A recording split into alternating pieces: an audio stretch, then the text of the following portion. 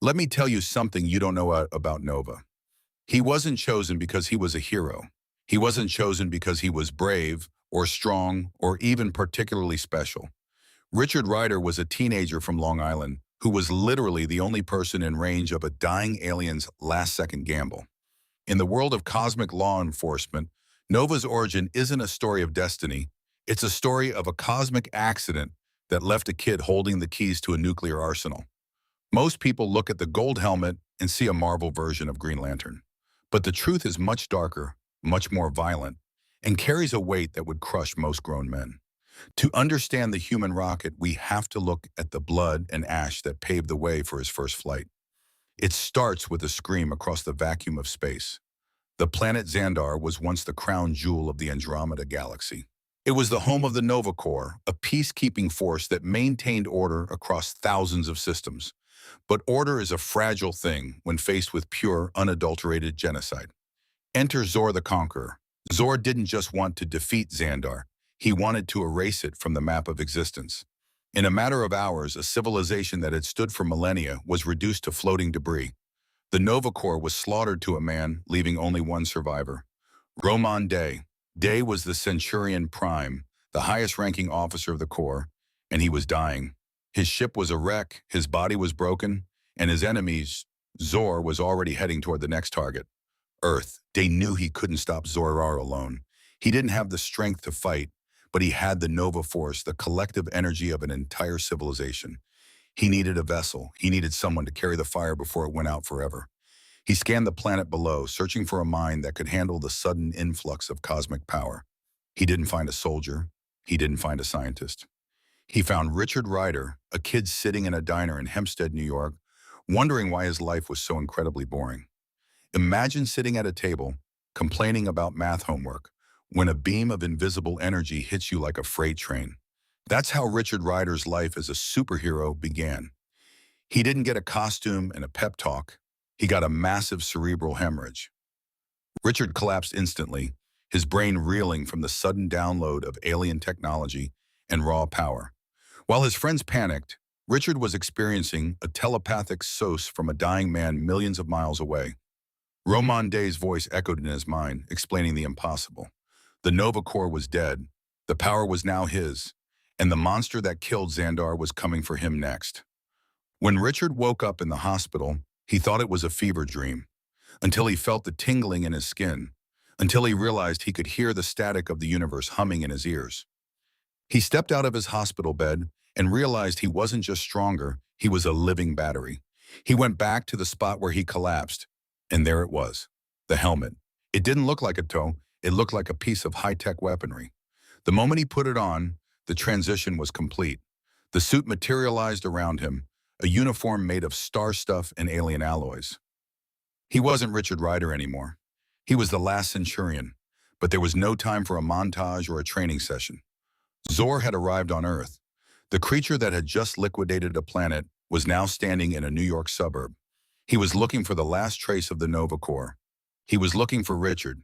This is where the story shifts from a typical origin into something more visceral. Richard didn't know how to fly. He just fell upward at supersonic speeds.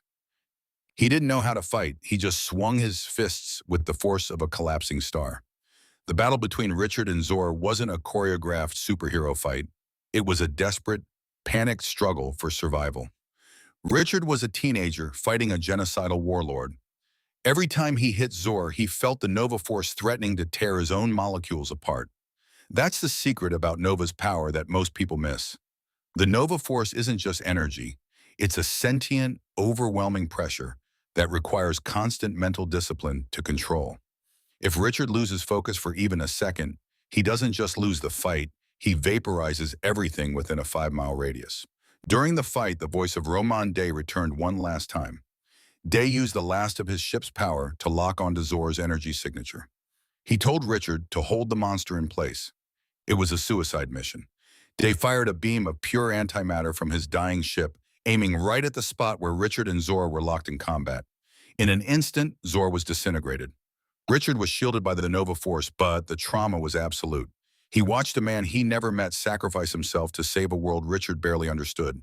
When the smoke cleared, the threat was gone. But Richard was left with a burden he never asked for. He was a high school student with the power to level a city. He had the memories of a dead civilization flickering in the back of his mind, and he was the only thing standing between Earth and the horrors of the deep cosmos. But here is the part that really haunts the Nova legacy. Richard Rider didn't just inherit a suit, he inherited a debt. The Nova Force is the lifeblood of Xandar. By carrying it, Richard became the living record of every soul lost on that planet. He began to realize that the helmet wasn't a gift. It was a tombstone he had to wear every single day. He tried to go back to his normal life. He tried to go to school and hang out with his friends. But how do you talk about a prom date when you've seen the end of a galaxy? How do you worry about a failing grade when you can hear the screams of dying stars? Richard became a man divided. On Earth, he was a hero, a member of the New Warriors, a defender of the weak. But in the eyes of the universe, he was a scavenger. He was a human holding on to a power that didn't belong to his species. This tension is what makes Richard Rider the most compelling cosmic hero in the Marvel Universe. He isn't a god like Thor. He isn't a billionaire like Tony Stark. He's a blue-collar kid from Long Island trying to do a job that is fundamentally impossible. He eventually found his way back to the stars, rebuilding the Nova Corps from nothing. He became the hero who stood alone against the annihilation wave. He became the man who looked Thanos in the eye and didn't blink. But it all goes back to that one night in a diner. It goes back to the moment a dying alien chose a random kid because there was nobody else left to ask. Richard Rider is the proof that you don't need a destiny to be a legend. You just need to be the one who stays standing when everyone else has fallen. The Nova Force is still out there humming in the dark, waiting for the next crisis. And Richard is still there, the human rocket, burning bright against the void.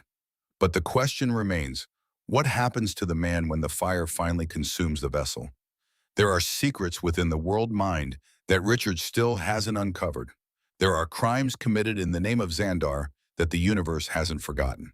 The origin of Nova wasn't the end of a story, it was the beginning of a cosmic reckoning.